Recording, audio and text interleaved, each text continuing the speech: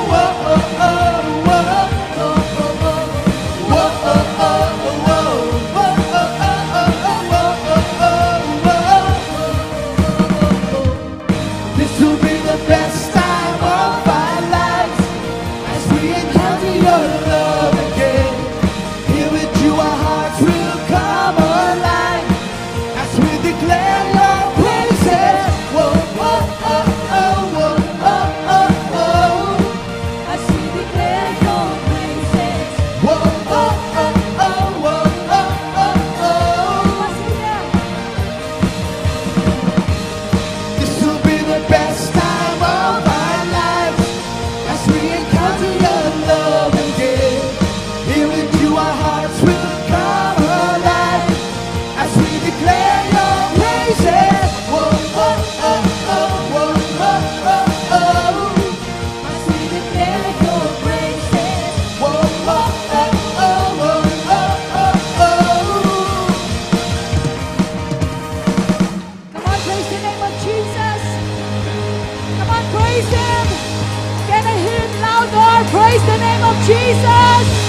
Come on, louder and louder and louder. Praise the name of Jesus. Our praise goes up. His rain comes down. Come on, praise Him. Praise Him. Hallelujah, Jesus. Lord, we praise you, oh God. We praise you, Jesus. Marami sa atin, no, church, sa nanonood online, even sa atin na nasa on-site. Marami sa atin, sometimes, naranasan ba natin yon? Have you ever felt there are times parang it's so hard to praise the name of the Lord because of difficulties, because of the circumstances that we have. But you know what? I'm here to tell you, even in difficult times, even in hard times, we can still praise the name of the Lord. Amen? We can still praise the name of the Lord because He is worthy. Alam niyo, when we praise God, it doesn't deny that we're going through something.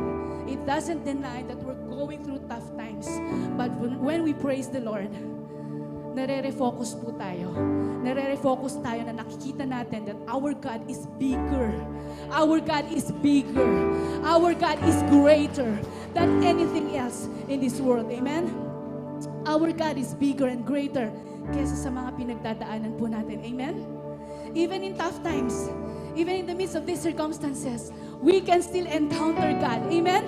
We can still encounter God. And that's what we're going to do this afternoon. We're going to come before the Lord, humble our hearts before Him, and say, Lord, I want to encounter you. I want to encounter your love again and again. I want to experience your presence. Amen. Are you ready to do that, church? Come on, let's just come before the Lord. Let's go from strength to strength. Humble ourselves before Him. Naniniwala ako that when God sees our hearts desperate coming before Him, His rain will be poured upon in this place and even sa mga online na nanonood. Amen? Come on, can we just praise God? Can we just praise God? Lord, you are so good. God, we are expectant as we come before you, Lord, in worship. Panginoon, even habang tinataas namin ang pangalan mo, God, naniniwala kami, meron kang ginagawa sa mga buhay namin. Allow us to see you, to see your glory. Allow us to see more of you, Lord, and experience more of you. Encounter you today, oh God. Thank you so much. Thank you so much, Lord. We are ready, Lord.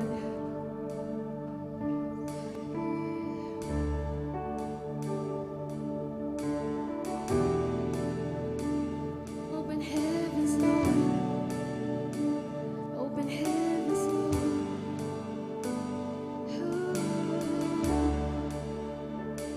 Open heavens, Lord.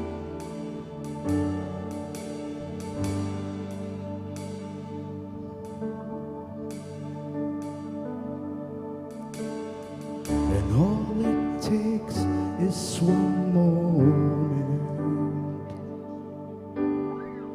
and just one touch from you. I put aside all distractions. I came for you. I came for you. I need you more than ever, 'cause nothing else satisfies.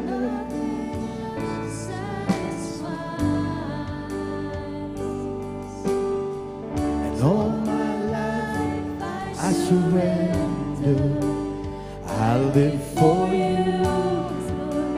I live for you. came for you. I came for you. Holy Spirit, you are welcome. Come and move upon this place. We desire an encounter once again. Holy Spirit, Holy Spirit.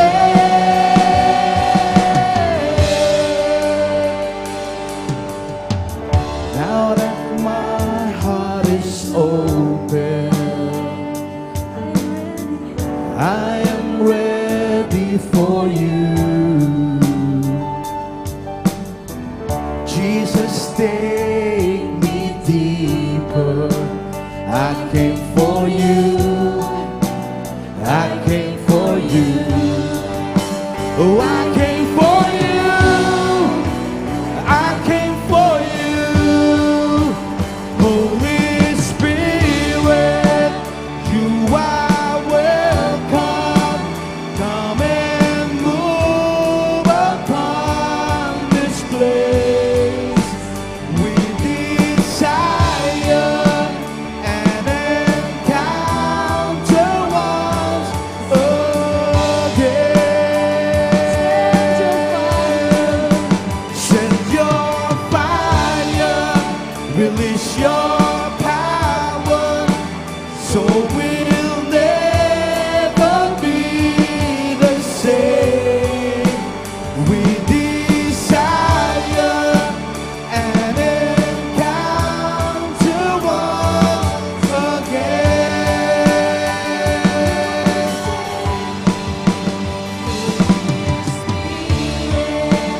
You are welcome.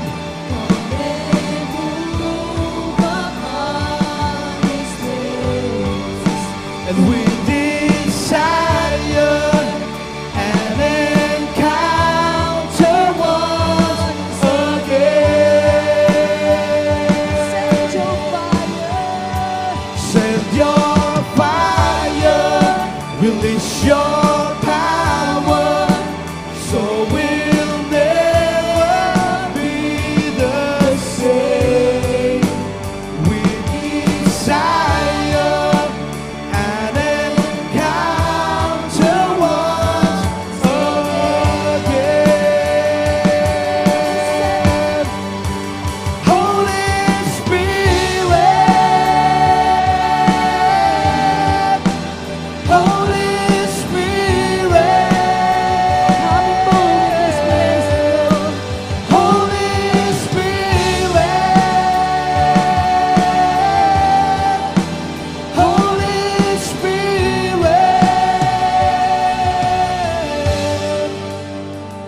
We make way, we make room. With your voices up. Lord, let your spirit move. Have your way, Lord. Have your way in this place. Lord, we have come for you.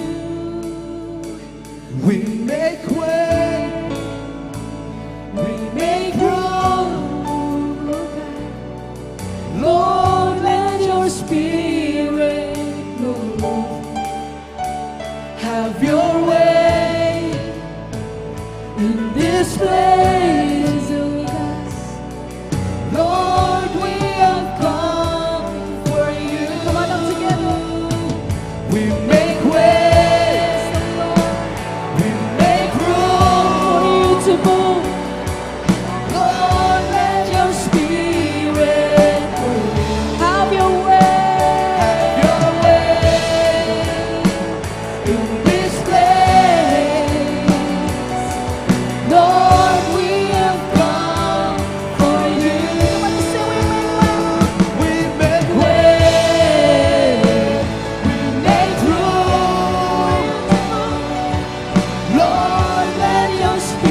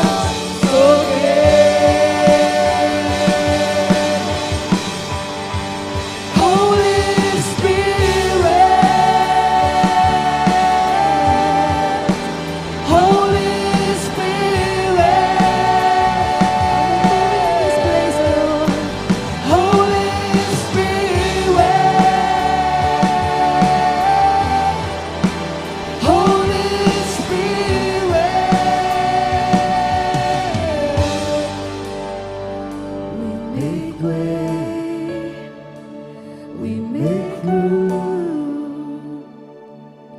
Lord, let your spirit move. Have your way. Have your way in this place. Lord, we have come for you. We make way. We make way.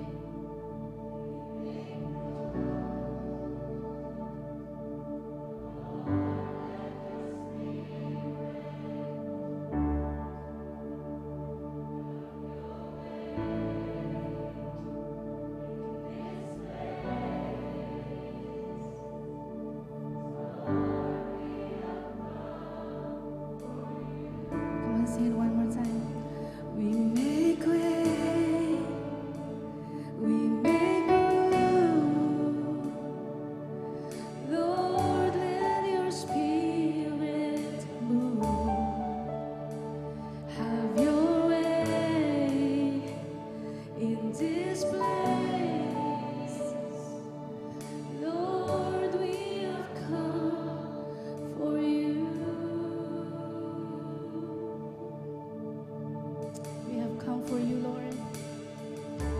We have come to worship you. We have come, Lord, to exalt your name. We have come to see your glory, O God.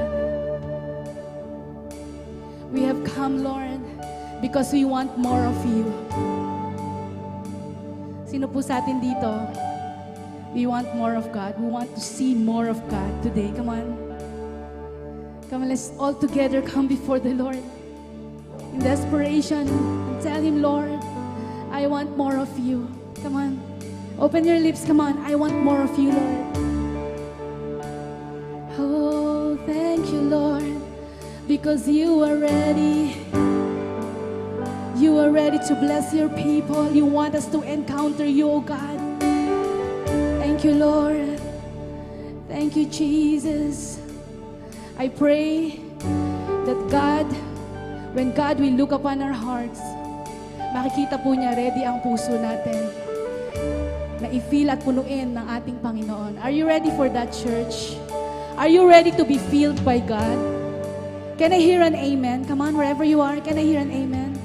Yun pa ang cry ng puso natin. Lord, I am desperate for more of you. Lord, I want to be filled by you. I want to encounter you, Lord. Kasi yan ang puso ng Diyos. Yan ang puso ng Diyos para sa atin. God, may you see our hearts ready today, O Lord, to be filled by you.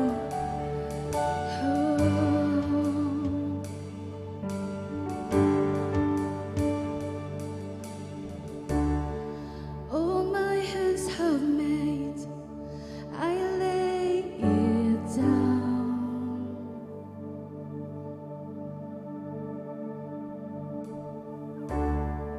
All that I hold dear, my many crowns.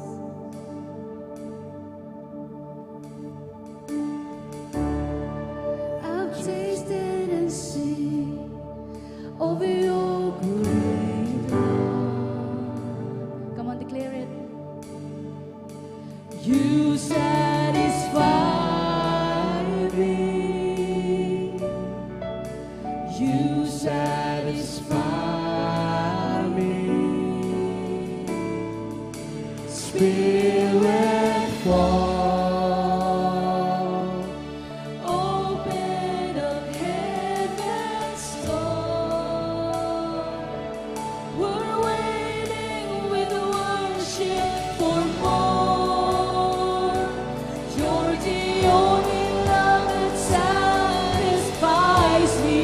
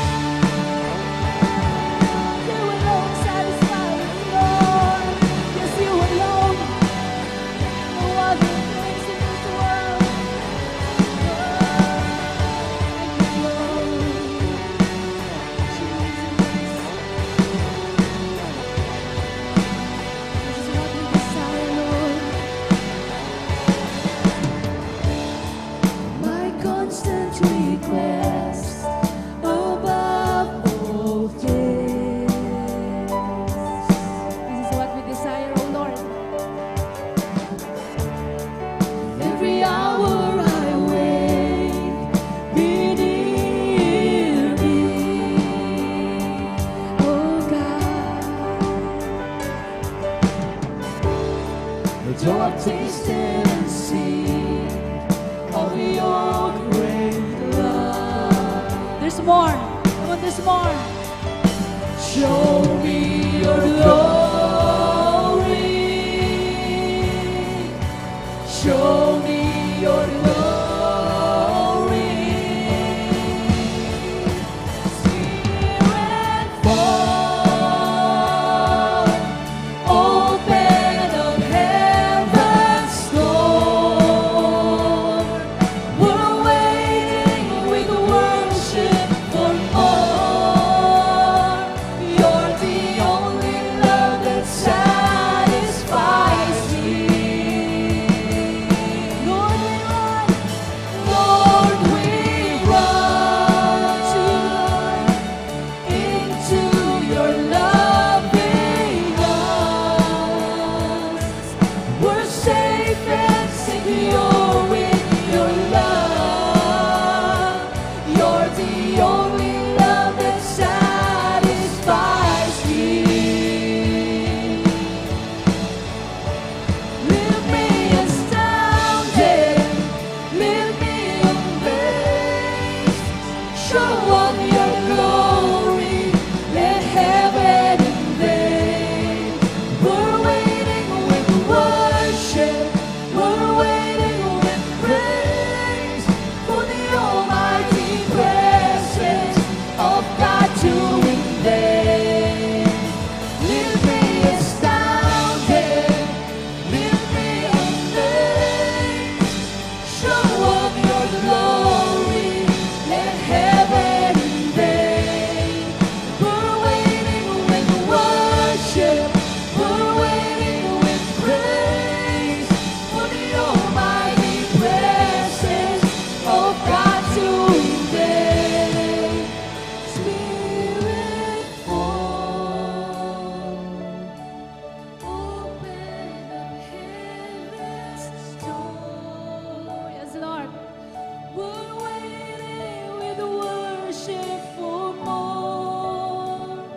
You're the only love that satisfies me. Spirit fall. Spirit fall, open heavens, Lord. Open up heaven's door. We're waiting with worship for more. You're the only love that satisfies me.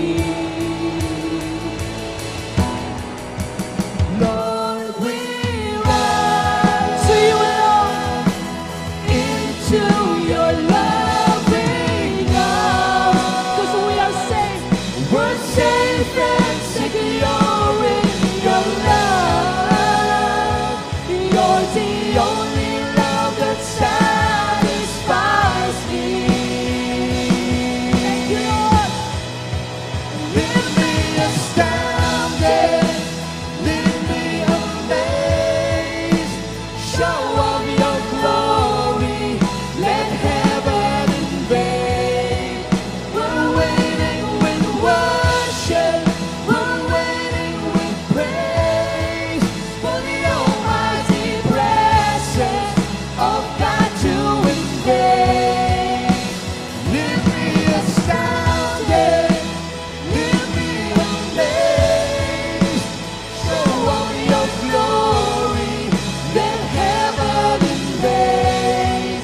We're waiting with worship, we're waiting with praise for the almighty presence of God to invade.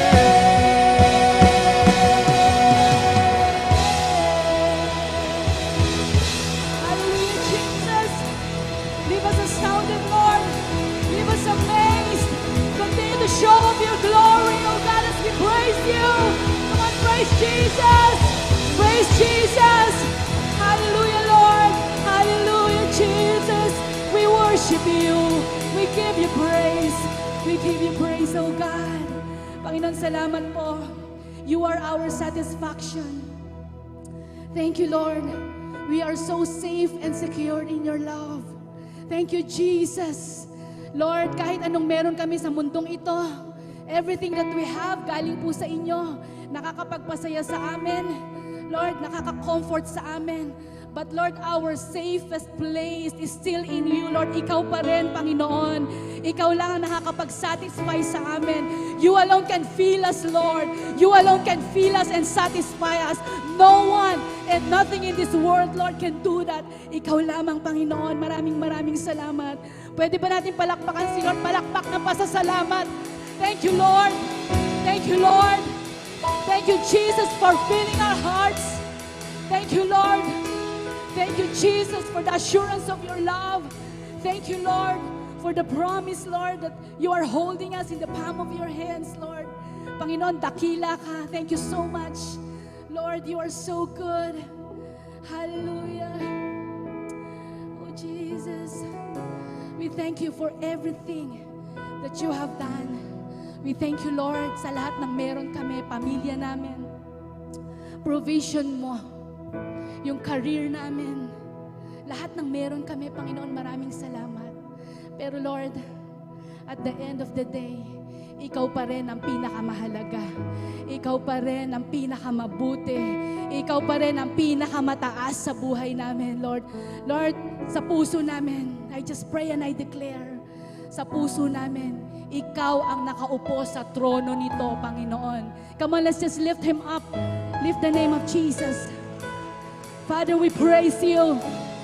Walang iba, Panginoon. Walang iba. Walang kahit ano sa mundong ito na mas mataas sa buhay namin. Ikaw lamang, Panginoon. Come on. Ikaw lamang, O Lord. Pinupuri ka namin. Dinadakila ka namin, O God. Hallelujah. Come on, praise Him. Open your lips and praise Jesus. Open your lips and praise Jesus. Shout a praise. Shout it from your heart. Shout at the top of your lungs and praise Him. Come on, praise Him. In the middle of the storm, praise Jesus. Come on, praise Him. Praise Him. Praise Him because He deserves it. Hallelujah. Oh, be exalted on high, O God. Ikaw lamang, Panginoon, ang tinataas namin. Walang iba. Walang iba, Panginoon. Walang iba, Panginoon. Walang iba, Panginoon. God, thank you so much. Thank you so much, Lord. Thank you so much, God. It's really such a privilege na maging anak mo at makalapit sa inyo, Panginoon. Thank you, Lord. Thank you, Lord. Continue to have your way, to your will, in our hearts, in our lives, Lord. May you find our hearts a good soil, Panginoon, na pag nataniman ng salita mo sa araw na ito, Lord, ito ay magmumultiply sa mga buhay namin. Again, Lord, we continue to praise you. We continue to honor you, Lord. Alam namin may gagawin ka na napakainam sa araw na ito. And even now, we thank you in advance and we glorify your name, O God, in Jesus' name. Amen and amen.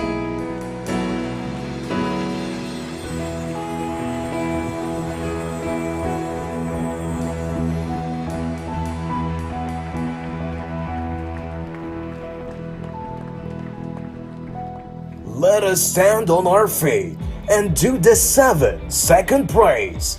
Horizon Champs, are you ready? As we welcome Coach Chris Leona. Alright. Praise the Lord. Hallelujah. Sige lang, tuloy natin yung palakpak natin para sa Panginoon. 7-second praise. Come on. Our God deserves more than that.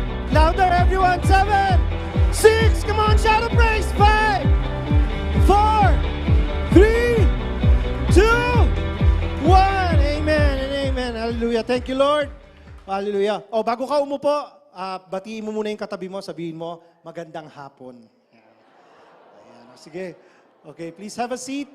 And we want to welcome everyone to our afternoon worship experience dito sa Horizon. Dito pa rin tayo sa Cubao, no? Dito sa ating main church. And I believe, no, alam mo, pag hapon, special talaga ang hapon, eh, no? Di ba, no? Actually, ganyan din ang sinabi ko kaninang umaga. Iniba ko lang, no? Pero iba pag hapon, eh. Lalo na ngayon, no? Ang daming networks ang represented. So, naku, paano, maaalala ko ba lahat ito? Teka, no? Siyempre, andyan ang Iron Man. Ayan, ang Iron Man, no? Si Coach Philip. Andito, David. Andito ang David. David, yan, si Hans. Sino pa ba? Apia, andito Apia. Dito, muna ko nakita, di ba? Limuel, ayan, and Tabitha, right. O, meron ba ako nakalimutan? Mighty Men, si Kuya Ronald. And, meron ba tayong network na gano'n? Beloved, yes, Beloved, Ate Mela, yan. And, sino ba? Ang Amaris, umakyat si Elisa. Amaris, andito rin ang Amaris. Member na yon, hindi pa man, di ba? Okay. Meron pa ba? Cephas? Hindi, Cephas kasi andito ako, tsaka si Kuya Jeff. Si Delay, meron ba noon? But anyway, it's really a joyful atmosphere, hindi ba? Especially na this is the first Sunday of the last month of the year. No, I think tama lang talaga na ganun yung atmosphere natin. Not because we're excited to leave 2021 behind, no? But I believe it's really a time to be hopeful. Don't you agree? Right? It's really a time to be hopeful. Yung tipong ang dami na kasing nangyari, hindi ba? Ang dami nang nangyari. Kaya yan ang title natin. Ang title natin is The Big Ask. Well, let's get it over with, all right? Huwag niyong papalitan yung isang letra. Okay? Huwag niyong bababuyin niyo pa. Huwag niyong papalitan, ha? Kayo talaga. Yung B, huwag niyong gawing P.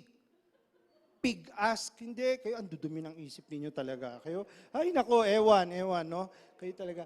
The big ask. No, bakit? Because I believe, no, when I was preparing for this message, parang God impressed in me na, anak panahon na para, alam mo, maraming kumpanya, they have readjusted their targets for 2021. No, they have readjusted their targets, and they have already made restructuring plans for 2022. No, I know, I am coaching several companies na yung mga kino-coach ko po, sadly, ay paalis na sa kumpanya. No, nagre-restructure kasi sila. So, nag-adjust yung mga kumpanya, pati mga empleyado nag-adjust, hindi ba? And marami sa atin, tuloy, pati pangarap mo, niliitan mo na, no, the way you pray, no, nagpe-pray ka na ng safe na prayer. Anong prayer mo? Makaraos lang. Yung ganon. No, hindi. I believe na ang message ni Lord for today is, be ready to make the biggest ask you can ever make. Alam mo yun? Bakit? No, because pag sinabi kasing big ask, baka magkamali tayo. Hindi. When you say big ask, di ba parang sinabi, naku, ang hirap niyan. That's a very big ask. Right? Yung bang pag may hiningi ka sa akin, mahihirapan akong gawin. Yun ang big ask. But is anything too hard for the Lord? Tell me, is there anything too hard for the Lord? So, wala kang kayang hingin na mahirap para sa Diyos. So, ang limit na lang yung kaya mong hingin. Amen ba, church? So, yung big ask mo, yun ang tinatanong natin. Are you ready to make your big ask? Do you have something in mind already? No, pagka sabi ni Pastor Miles kanina, no, yung encounter sa Panginoon. If you have your encounter with the Lord today, tapos tinanong ka niya, anak, anong gusto mo? Are you ready for it? Right? Kasi ganun pala yun no? Yung encounter with God, no, is an opportunity to connect with Him, and oftentimes when He connects with you, you're supposed to make the biggest ask you can ever make. Let me make that case, no? Alam nyo, ano ba yun? Nasaan na yun? Ayun. When I was, sino sa inyo nanonood ng Grace Place? Grace Place. Taas ang kamay, mga nanonood ng Grace Place. Ayan. Yung camera, pakipan. Tignan natin yung mga hindi nagtaas ng kamay. No? Tignan lang natin, no? I-interrogate natin. Total ang topic questions. Sino ang hindi nanonood ng Grace Place? Angelo? Di ka nanonood, ano? Magpaliwanag ka mamaya, ha? Sige. Nak, kausapin mo yan. Anyway. Then meron tayo, no? Well, over the last, I think, 2 or 3 episodes, I was, ang topic ko is around around questions, no? If you've watched it, no, meron akong topic on questions mark and precision questions. And when I was preparing for that, sobra lang akong na-engross, no? Sobra akong naging fixated dun sa topic of questions. Many of you know I'm a life coach, and ako, I'd like to believe I communicate well, no? And over the last 2 decades, pag nag-speak ako, na-realize ko, if you wanna make powerful communication tools, Right? You know the best way to go? You ask questions. Right? And so when I was preparing for Grace Place, sobra ako na-fixate talaga. Grabe po, yung na-prepare ko doon, isang episode, naging pang 2 episode, naging pang 3 episode actually. No, pinutol ko lang because na-realize ko, ay, teka muna, pang preaching na pala to. Nung ginagawa ko na, pang preaching na to. Because sobrang powerful pala, especially pag pinag-aralan mo ang the power behind the question, pag pinag-aralan mo in the light of how Jesus used questions. Sobrang powerful. Let me show you what I mean, all right? Every time, no, sabi ko nga, no, when Jesus ministers to people, oftentimes he would use miracles, he would use parables, illustrations, pero many times he uses questions. In fact, may nag-aral, sabi ng iba, 307 questions daw. Yung iba naman sabi, 338 questions. Hindi natin alam, exactly talaga. I never got to sit down and really count, no? Pero somewhere there, no? Pero, yung mga questions na tinanong ni Jesus, sobrang dami pala nun, lalo na pag kinumpare mo, gaano karami yung nagtanong naman sa kanya. 187 thereabout, no? Yung mga nagtanong sa kanya. 183, ganyan. So, ang layo. Lalo na, pag nalaman mo na dun sa 183 na tinanong sa kanya, 3 lang ang sinagot niya. So parang sinasabi, mas interesado talaga si Jesus magtanong kesa sumagot. Why? Because there is really power behind each questions. And so, as I was studying, no, yung mga ano yung mga tanong na tinanong ni Jesus, no, I realized there are 5 characteristics, no? 5 characteristics behind a powerful question. Kapag gumagamit si Jesus ng question, unang-una, it's concrete. No? Concrete, no? Parang solid. Diba, merong sinasabi yung ang humarang, giba? Basta ganun, di ba? Basta, alam niyo na yon, di ba? Ang basag, basta, pag nabaksak, basag, di ba? Pag nabaksak sa concrete, ayan, kuha niya. Okay, ewan ko sa inyo, labo, no? Basta, okay, you get my point. What do I mean by this? Okay, let me show you a case, all right? For example, sa Mark 3, if I'm not mistaken, okay, ang pinag-uusapan nila, Sabbath. Simple lang ang tanong ni Jesus. Ang tanong lang ni Jesus, which is more lawful to do on the Sabbath day, sabi niya. Okay? To kill, to live, or to kill. So, ibig sabihin, pag nagtanong siya, sige na, pumili ka lang. Yun lang. You know, I realize when Jesus engages in a discussion, ayaw niya ng mahabang paliwanagan. Ang galing niya mag-direct to the point. Unlike kami po sa life coaching, ang training namin is, you don't make leading questions. Ayaw naming nagbibigay ng leading questions because we don't want to lead you to the answers. We want you to come up with your own answers. No, kasi that's more powerful eh. Yung enlightenment mo, yung thought process mo sayo. So that's more powerful. So, very seldom do we use leading questions. Kaya lang, kapag ganon, ang daming layers of questions yung mangyayari. So, ang tagal. Si Jesus ayaw niya ata ng ganun. Kasi pag nagtatanong siya, diretso talaga. No? Sabi niya, di ba? What is lawful on the Sabbath? To do good or to do evil? To kill or to live? Yun lang, mamili ka lang, tapos. Hindi ba? Na pagka siya nagtatanong, kadalasan what? Kadalasan why? Because he engages into the very nitty-gritty details, right? And so, tingnan niyo to, no? Tingnan niyo. Kausap si Jesus ng mga Sadducees. Ang Sadducees, nung panahon nila ay yung, di ba, may Pharisees, may Sadducees, tapos may isa pang grupo, yung NSS ata yun, no? Yung Sadducees, what is distinct about them, hindi sila naniniwala sa mga angels. Ang binabasa lang nila yung 5 books ng Torah, ng Pentateuch, which is Genesis, Exodus, Leviticus, Numbers, tsaka Deuteronomy. Yun lang ang binabasa nila. And so they hold in high regard si Moses. Yan, no?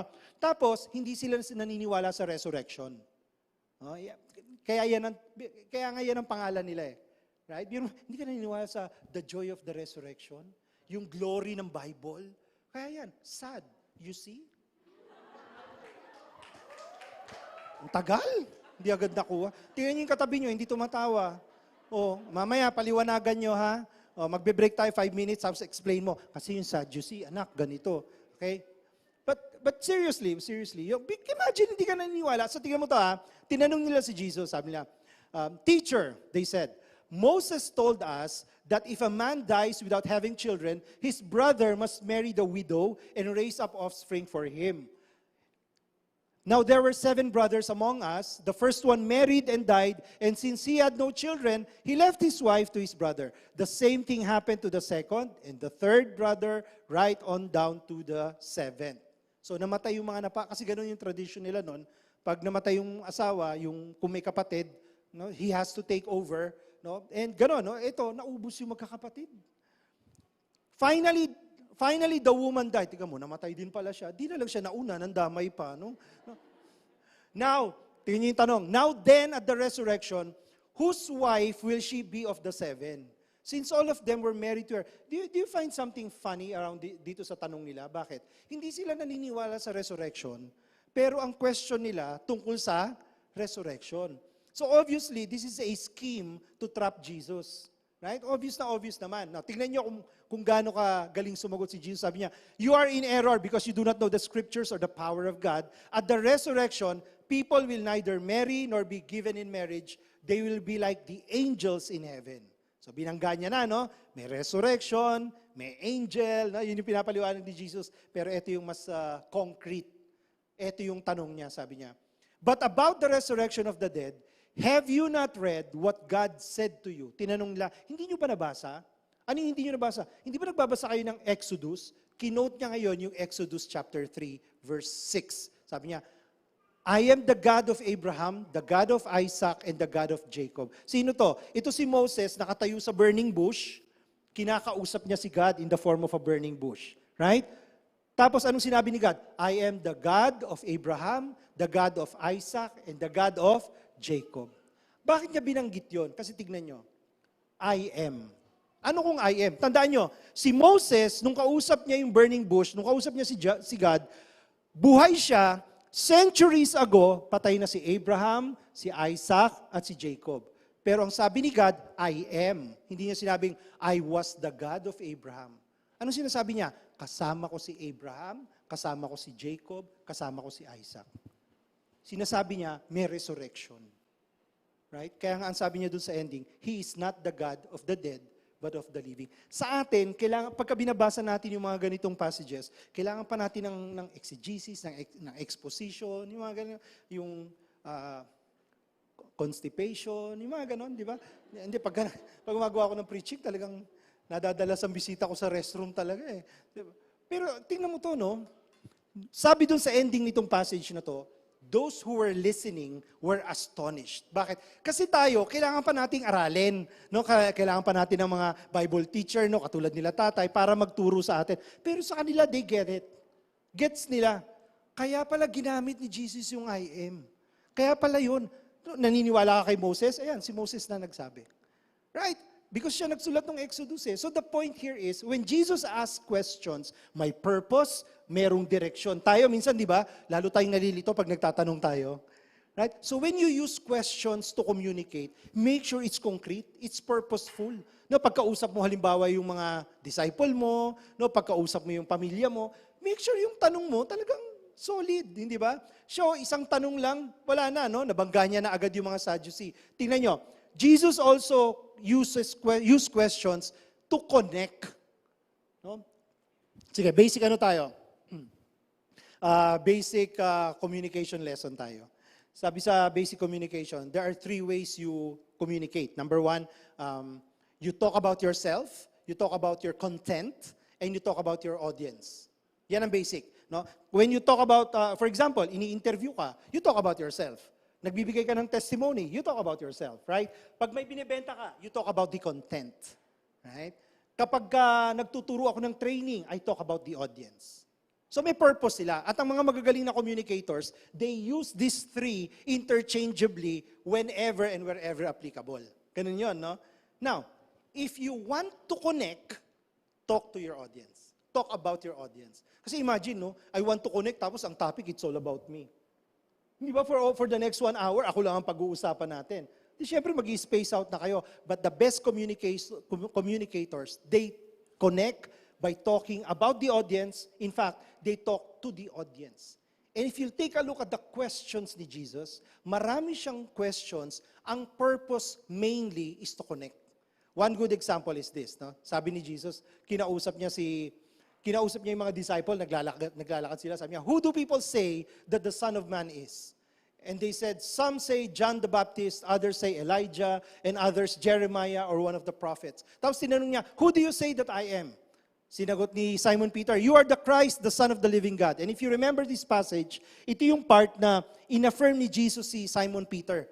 No, because sobrang ang ganda nung sagot niya. Sabi niya, Simon, son of Barjona, flesh and blood did not reveal this to you, but the heavenly Father who is in heaven. Diba? Tapos doon niya ngayon in-affirm si Jesus. Sabi niya, and I tell you, Simon Peter, upon this rock, I will build my church. Now, I believe na ang purpose talaga nung time na yon is for Jesus to declare that. Okay? To declare that. And i-declare ni Jesus yon, pero tignan mo, no, kumunik muna siya. Kumunik muna siya. Ano bang sabi ng iba? Kung kayo yung nakikinig, tapos tinanong, anong sabi ng iba? Di ba tayo, pag naririnig natin may nagkikwentuhan, ano daw sabi? Kami ba yung pinag-uusapan? Right? Lalo na pag narinig mo yung pangalan mo. No, di ba? Totoo. Tapos pag, alam nyo ba, that the best way to connect is by questions. Why? Kasi ang brain natin is wired to respond to questions. Di ba yung pag may narinig kang tanong, di ka naman kausap, nangingialam ka? Di ba? Nang-aano ka kahit hindi ikaw yung kausap? Right?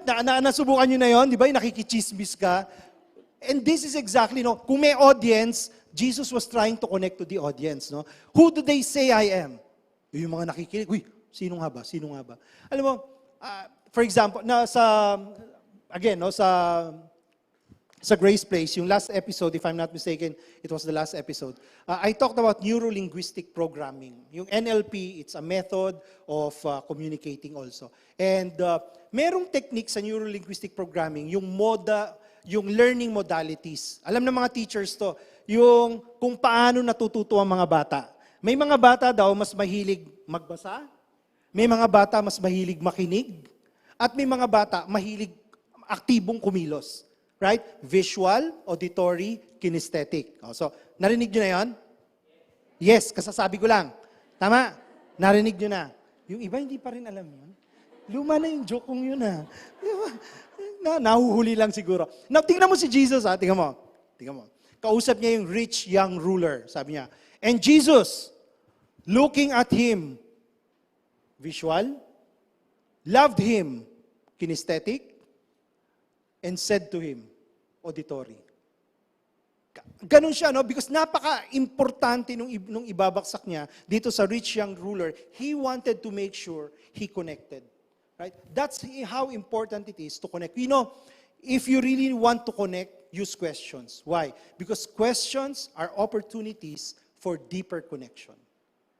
Di ba yung pag kinukumusta mo yung mga tayo, di ba?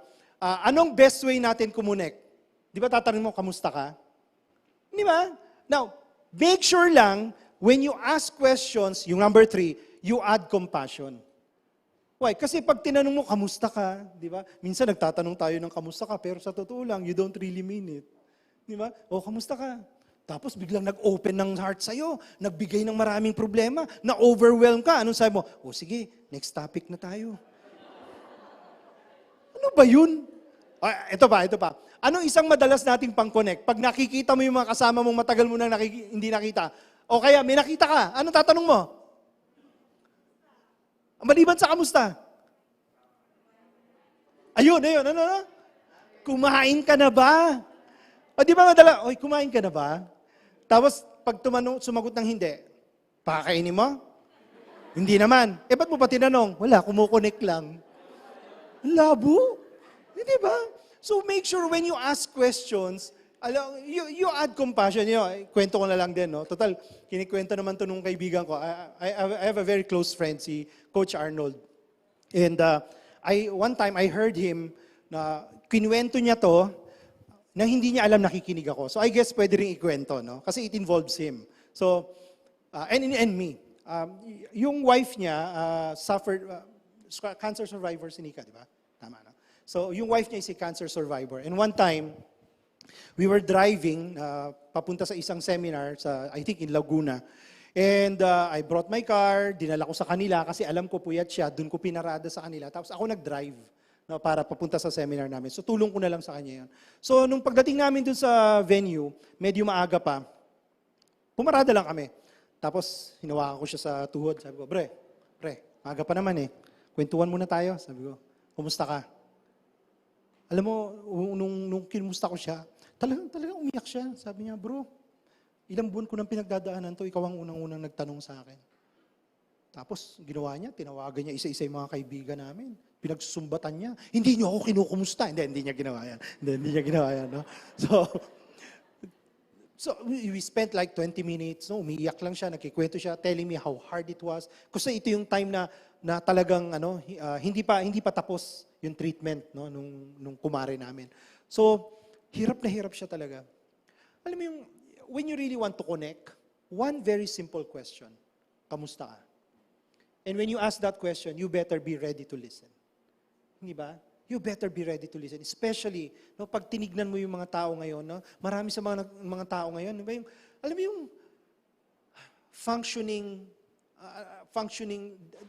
high-functioning depressed people. Alam mo yun? Akala mo they're okay, but they're not. Di ba? So alam mo, pag tinanong sila ng kamusta ka, it's like a go signal, no, for them to really pour out. And so you better be ready. It's very, very necessary. And when you do that, make sure you add compassion. No? Compassionate questioning is a very, very important part of communication.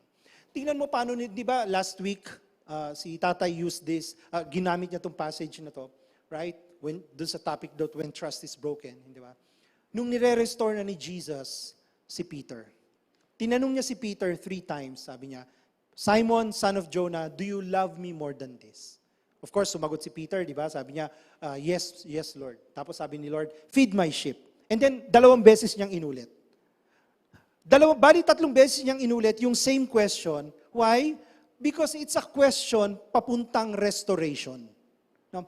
I say nga ganito, questions with compassion points to restoration. Yung pagkamatagal na wala yung, halimbawa, yung anak mo matagal na wala, yung disciple mo matagal na wala, di ba? Tatanungin mo, kamusta ka na? Oh, ano nangyari sa'yo? Diba? Okay ka pa ba? Anong kailangan mo? Ganun. Lagyan mo ng compassion, di ba? Lagyan mo. Kasi pag may compassion, it will always lead to restoration. Tanggalin mo compassion, iba dating nun. O, kumusta ka na? O, nagpakita ka pa. O, buti buhay ka pa. O, anong kailangan mo? Ba't ka nagpakita? Di ba? Iba eh. Di ba yung, because compassion minus, questions minus compassion is pure interrogation. Di ba yung pang-uusisa lang, minsan nga chismis lang. Yun, narinig mo ba?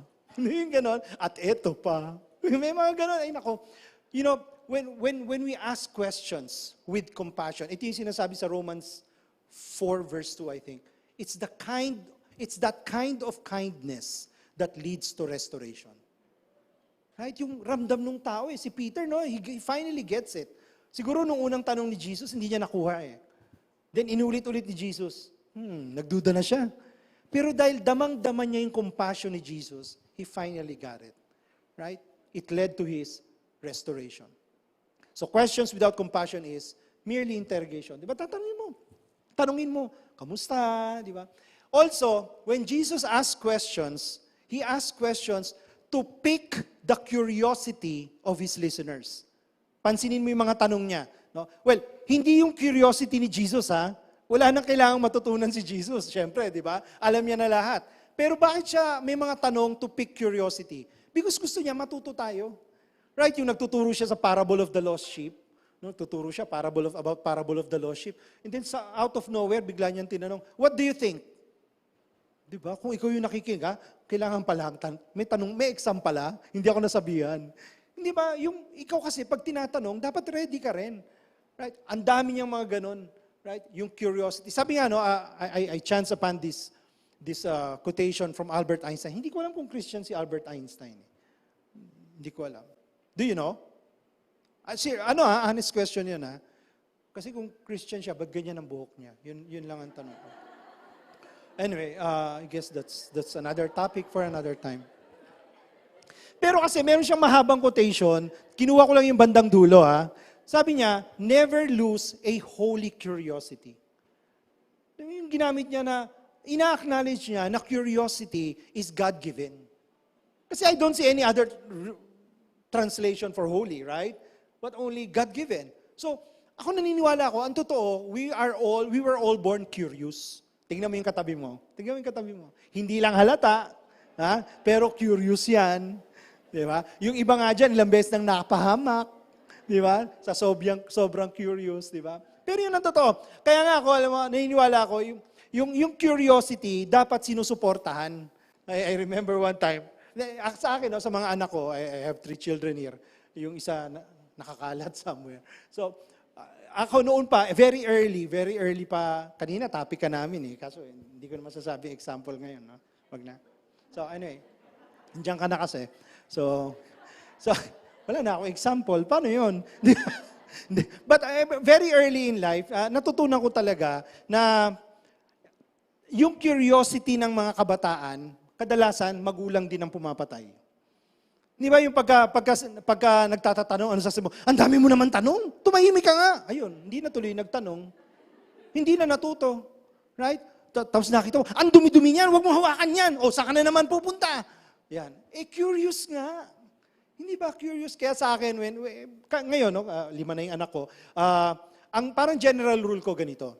Ang rule ko is, as long as hindi immoral, as long as hindi dangerous, as long as hindi illegal, 4 yun nakalimutan ko yung isa. Basta yung 4 na yun, no? As long as hindi ganun. Okay? Immoral, dangerous, illegal, 4 yun. Basta, 4 yun. Balikan ko mamaya sa notes ko. Text ko sa inyo. Basta yung 4 na yun, as long as hindi ganun, then go ahead. Halimbawa, makita mo, makalat yung bahay namin. Immoral ba yan?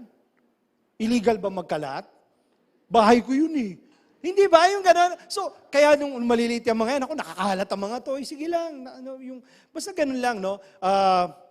Kahit minsan mahal, di ba? Pagka gusto mag-aral ng ganito, sige lang.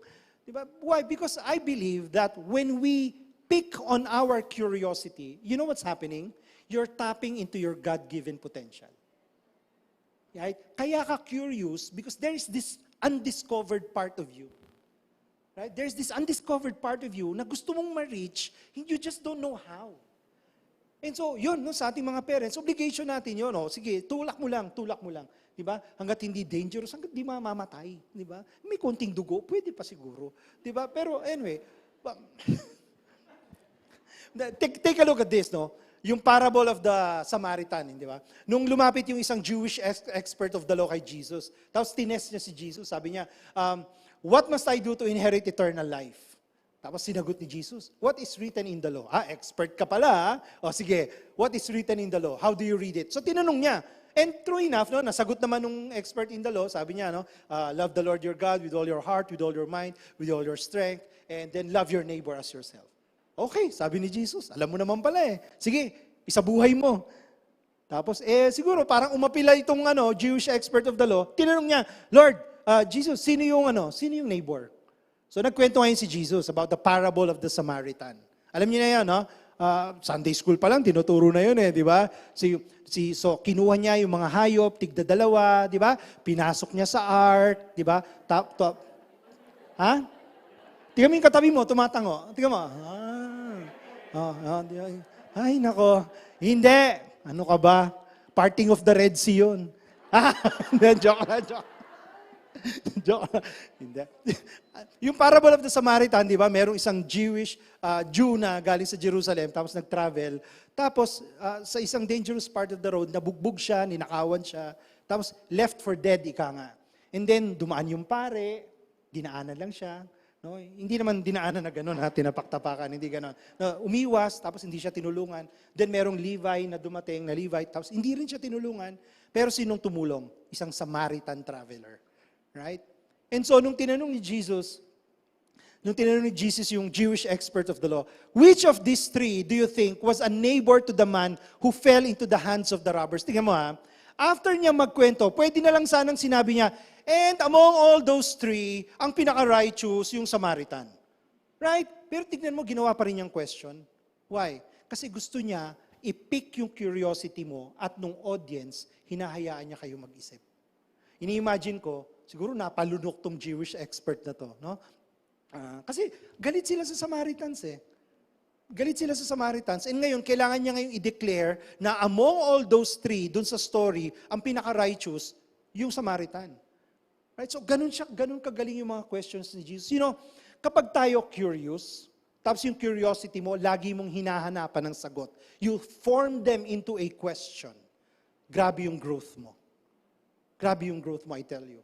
Kaya lang, warning lang, may caveat, no? May konting warning lang tayo. Tandaan din natin, yes, si Moses, out of curiosity, napunta siya sa harap ng burning bush. Tama? Naglalakad siya eh. Nakita lang niya ba't hindi nauubos yung sunog. So, curious siya, yun, na-meet niya yung destiny niya. Nung nagtuturo si Jesus, maraming curious, ayun, na-heal sila, naniwala sila kay Jesus. Di ba?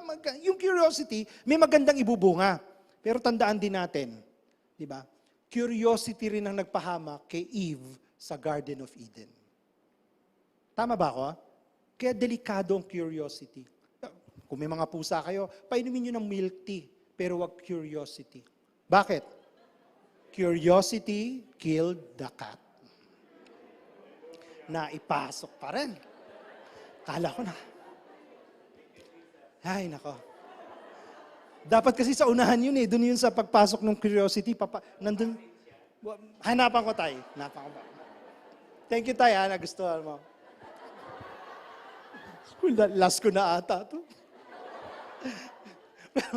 Pero tingnan mo, hindi ba? Kasi pag hindi natin, ngayon, right now, you know why I said that? Right now, I have like 2 or 3 Horizon Champs naka-chat ko na madami silang tanong, no? Mga passages sa Bible. And ako, I engage them with that. Sabi ko, sige basta, pag hindi ko alam, hanapin natin yung sagot together. Yan lagi ang sagot ko pagka nagpatulong ka sa akin. So sige, so siguro tatlo silang gano'n na paminsan-minsan. May isa very active, madalas ngayon. And nagulat ako, iba yung mga tanong niya. Ang tanong niya, Coach, ano masasabi mo dun sa 5 points ng Calvinism? Yung tulip. So, neka lang, dumudugod. Sabi ko, tulip? Alam ko naman yun. Tapos, Coach, paano ba madidistinguish ang prosperity gospel? Yung mga ganun tanong. Baka nanonood ka, anak, ha? Hindi ko sasabihin yung pangalan mo, Kevin, ha? Pero hindi. So, okay naman, no? So, nag-engage kami. Tuwan-tuwa ako sa kanya. Siyempre, babawi ako. No? So, tuwan-tuwa ako sa kanya kasi kita ko yung hunger niya. And it's a good thing. Do you agree? It's a good thing. But it can also be a dangerous thing.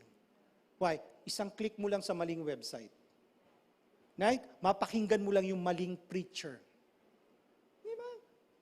Ma-engross ka lang sa isang maling movie. Nako, kapatid, delikado ang curiosity. So I brought him back to the basic disciplines natin. What? You read your Bible. Right? You read your Bible. Mag-devotion ka. No? Quiet time. Di ba? Kasi baka mamaya, ang naging main resources mo, itong mga napapanood mo, itong mga nababasa mo, pero hindi ka na nakadikit sa Bible. So that's very dangerous. Kaya nga ang sinasabi ko, curiosity must always be rooted in the truth of the Word. Go ahead, be curious. Go ahead, no? Fuel the flame of curiosity ka nga.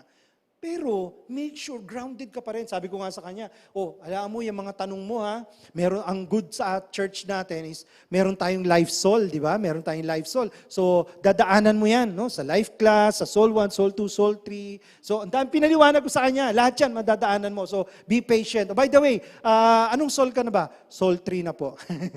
Pahiya naman ako. Ako pala yung nagkulang sa questioning. No, dapat pala tinanong ko muna siya. Kaya pala ganun. You know, baka meron kayong mga Horizon Champs dyan na ganun yung hunger, yung thirst na nararamdaman nyo ngayon. You're in a good space. No, let me tell you now, you're in a good space. However, you make sure na lagi ka nakadikit sa leader mo, lagi ka nakadikit sa Bible mo, hindi ba? Lalo kang napapalapit sa Diyos dahil sa curiosity mo. Amen ba, church? Amen? Yan. So yan ha. And lastly, pag si Jesus nagtanong, kailangan may courage. So if you want to ask questions the way Jesus did, you better have the courage to ask them. Why? Bakit kailangan ng courage? Well, very simple lang eh. When we ask questions for answers. Pero when Jesus asked questions, ang objective niya, awareness. Bakit kailangan ng courage kapag awareness? Ganito. Sige, I always describe awareness this way. So probably narinig nyo na to. Kung hindi, uulit. This is your first time, then okay. Ang awareness is, imagine, nasa isang kwarto tayo na sobrang dilim. Okay, sobrang dilim. Yung pitch black. Tapos, ikaw yung sahig. O, sino ka nga? Ikaw yung sahig. O, tingnan mo yung katabi mo. Tingnan mo yung katabi mo. Kung sahig yan, anong klaseng sahig yan? Rough road? Grabe ka naman. Parang may oil spill po. Bakit? Oily. Grabe naman. Huwag ganun, no? So, halimbawa lang, no? Halimbawa, ikaw yung sahig, madilim na madilim, tapos ako, papasok ako, may dala akong flashlight. Ano to? Microphone, kunyari. Flashlight. Very good. Okay. Chine-check ko lang ha, baka yung iba sa inyo, kinukuha na ng dilim. So, halimbawa, pumasok ako, binuksan ko yung microphone na kunyari may lalabas na anong itsura ng ilaw? Bilog, no? Bilog. Now, ikaw yung sahig, tama? Ikaw yung sahig. Pero, there is a part of you that is enlightened, but there are still dark portions of you. Nakuha? Yung ilaw, yan yung awareness. Pag tinaas yung ilaw, the same way pag nagtatanong si Jesus, tumataas ang awareness natin. Right? Anong nangyayari? Naiilawan yung dark areas. And sometimes, kung ano yung nasa darkness, nakakatakot yun. Tama? But because you begin to discover parts of you that you've never known before. Di ba minsan, may nagawa ka na hindi maganda? Tapos anong sabi mo? Grabe naman ako. Paano ko nagawa yun? Kasi ang totoo, aminin na natin, di ba? There are dark areas in our lives. We live in a sinful world. We grew up in this sinful world. Tama? And so tayo talaga may ganun eh. Kaya kailangan natin ng grasya ng Diyos. Di ba? Kaya all the more, kailangan natin ng grace.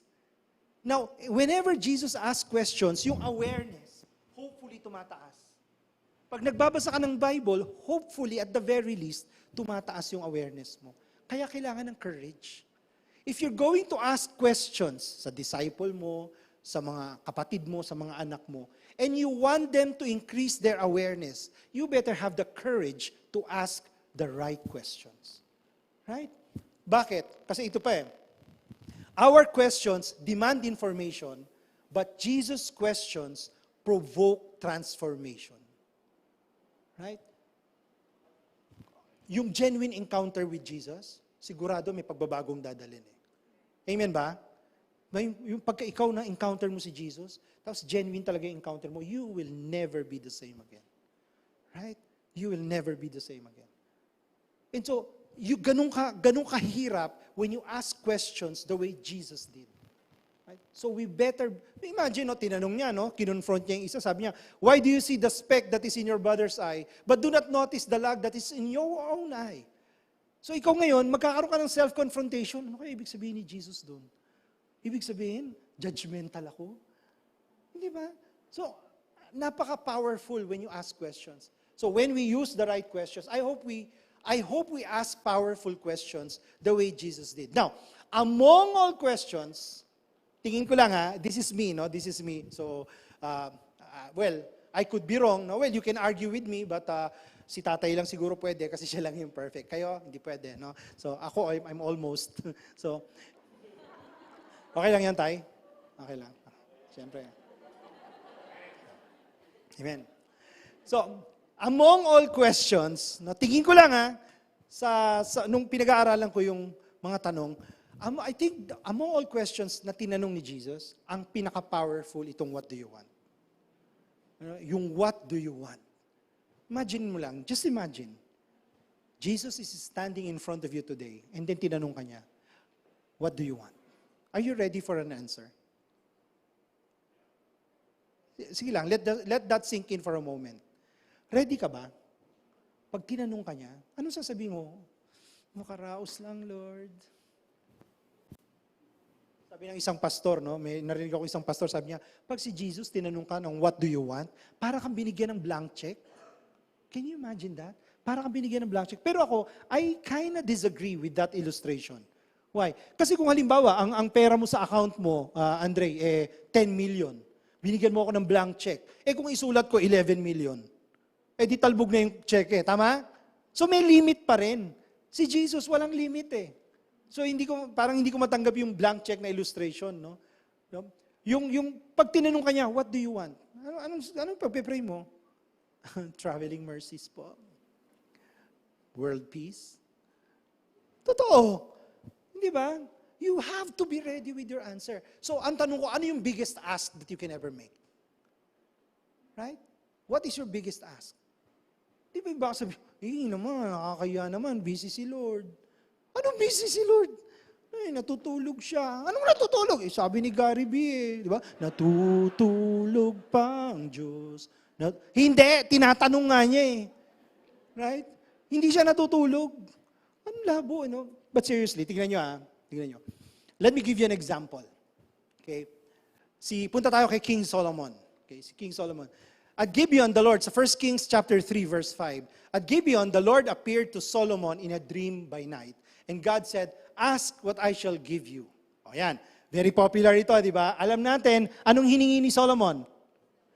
Wisdom, right? Hiningi niya wisdom. Okay. Now, nung hiningi niya yung wisdom, ito yan, another translation, NLT, sabi what do you want? Right? So it's clear, no? Very powerful yung question. And ang hiningi nga niya wisdom, no? Sa verse 9. Talon tayo sa verse 10. It pleased the Lord that Solomon had asked this. Ulitin ko it pleased the Lord. Saan daw siya na-please? Na ang hiningi ni Solomon ay wisdom. And God said to him, because you have asked this and have not asked for yourself long life or riches or the life of your enemies. Grabe, no? Sabi ni Lord, buti na lang, hindi mo hiningin patayin ko yung kalaban mo. Right? Grabe kung hiningi niya kaya yun, no? Anyway. Now, tingnan nyo But have asked for yourself, ano daw hiningi mo? Understanding, yun yung wisdom. To discern what is right. Behold, sabi ni Lord, I now do according to your word. So, binigay niya yung hiningi ni Solomon. Binigyan niya siya ng wisdom. But wait, there's more. Kasi if you have read this passage, baka nilaktawan mo yung mga kasunod. Ang totoo, 3 binigay ni God. Isa lang yung hiningi ni Solomon, 3 binigay niya. Ano pa yung binigay niya? Behold, una, I give you a wise and discerning mind, wisdom, so that none like you has been before you, and none like you shall arise after you. Kaya pala safe na sabihin natin, no, na Solomon is the wisest person who ever lived. Kasi sabi, walang nauna at walang susunod na mas hihigit pa sa'yo. He's the wisest person who ever lived. And then, I give you also what you have not asked. Hindi ka humingi nito, pero bibigay ko na rin just the same. Riches and honor, so that no other king shall compare with you all your days. So in his generation, siya ang naging pinakamayaman at pinakatanyag na hari. No? Sa 1 King chapter 4, if I'm not mistaken, mababasa mo ron, no? Gaano siya kayaman, gaano siya ka-popular, gaano kalawak yung alam niya. No? So, and, tingnan niyo yung pangatlo. If you will walk in my way, may pagka-conditional lang yung pangatlong gift. If you walk in my ways, keeping my statutes and my commandments, eto yung pangatlo, then I will lengthen your days. Hahabaan ko yung buhay mo. Pero may condition. Okay? Pag lumakad ka sa according to our laws, according to righteousness. No? So, 3 yung binigay. Alam nyo, I think, importanteng magtanong tayo talaga. No? Hindi ka ba na-curious? Kung na-curious ka, anong tanong dito? Anong tanong? Right? Anong tanong? Ako ang tanong ko, wala ba kayong tanong?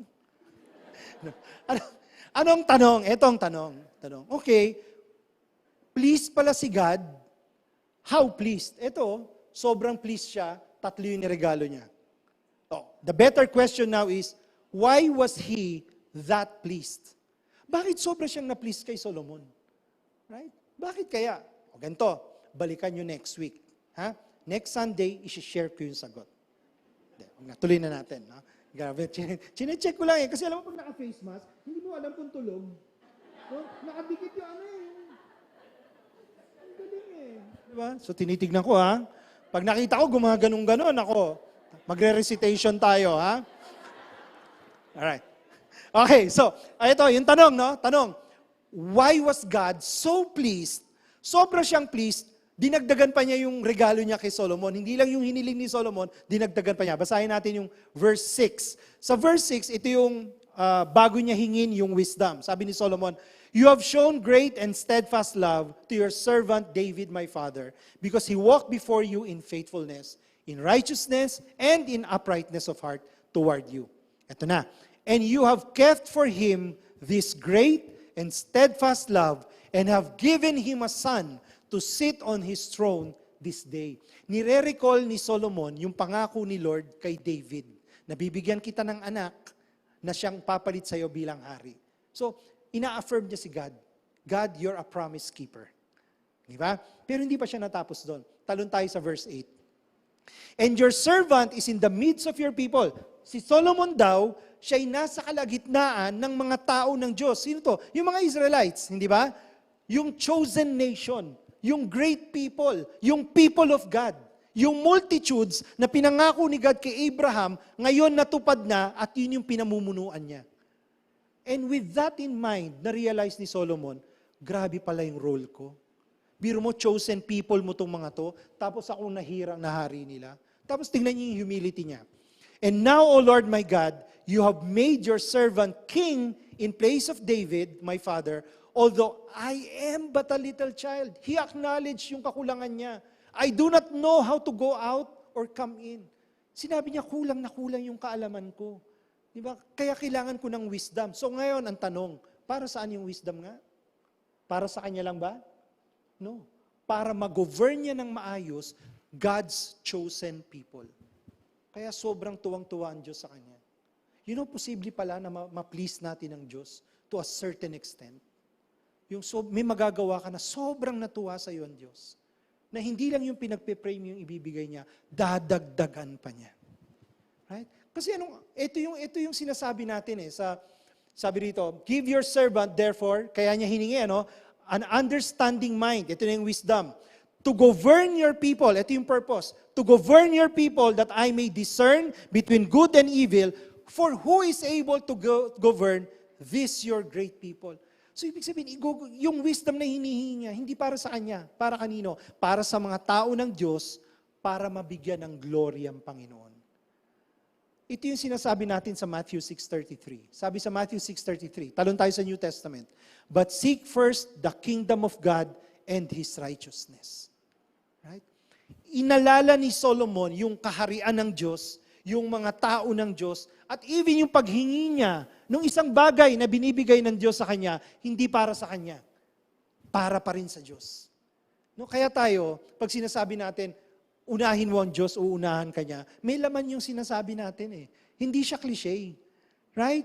Yung sinasabi ng Matthew 6:33 sa New Testament, na gawin natin, seek first His kingdom and His righteousness. Long time ago, ginawa na pala ni Solomon. Kaya anong binigay sa kanya ng Diyos? All these things shall be added unto you. God made sure He set up Solomon for success. Binigyan ka nga ng talino, pero you have to start from scratch. So anong ginawa niya? Hindi lang talino binigay niya. Yaman, karangyaan, honor, and all the things. He made sure He set up Solomon for success. Why? Kasi inuna ni Solomon ang Diyos. Right? So ito pag sinabi natin ito, unahin mo ang Diyos, uunahan ka niya. Hindi to lip service. You better believe it. Right? And I bet you, no, I'm not a gambling man, pero I bet you, may kilala kayo na nung inuna nila ang Diyos, inuna talaga sila ng Panginoon. Amen ba, church? Right? Ang dami nating testimony na ganyan. Kaya nga, ito yon mga kapatid. Pag si Lord kaharap mo, tinanong niya, anak, what do you want? What do you want? You better be ready with a good answer.